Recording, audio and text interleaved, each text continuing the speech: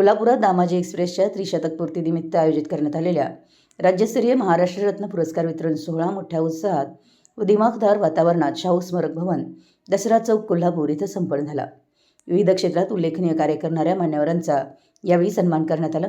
यामध्ये शिरोळ येथील अंधश्रद्धा निर्मूलन समितीचे सामाजिक कार्यकर्ते खंडेराव हिरवाडे यांना त्यांच्या समाजहिताच्या उल्लेखनीय कार्याची दखल घेत समाजभूषण पुरस्कारानं गौरवण्यात आलं.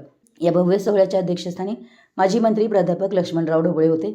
यावेळी ज्येष्ठ सिने अभिनेते विलास रक्ते यांना त्यांच्या मराठी चित्रपटसृष्टीतील दीर्घ आणि उल्लेखनीय योगदानाबद्दल जीवन गौरव पुरस्कार प्रदान करण्यात आला.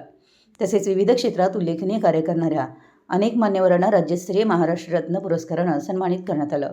पुरस्कार वितरण सोहळ्यास मराठी चित्रपटसृष्टीतील ज्येष्ठ अभिनेत्री प्रिया बेर्डे, अभिनेते अरुण गोडबोले, शेतकरी संघटनेचे माजी खासदार राजू शेट्टी, हातकणंगले मतदारसंघाचे आमदार अशोकराव माने, शिरोळ नगरपालिकेचे प्रशासकीय अधिकारी निशिकांत प्रचंडराव तसेच विविध क्षेत्रातील मान्यवरांची प्रमुख उपस्थिती लाभली. उपस्थित मान्यवरांच्या हस्ते सर्व पुरस्कारार्थींना सन्मानचिन्ह, स्मृतिचिन्ह व प्रशस्तीपत्र देऊन गौरवण्यात आलं.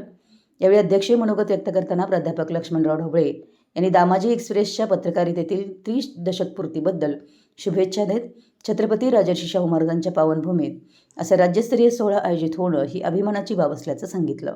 समाजहितासाठी सातत्यानं कार्य करणाऱ्या व्यक्तींचा गौरव हा समाजासाठी प्रेरणादायी ठरतो असंही त्यांनी नमूद केलं.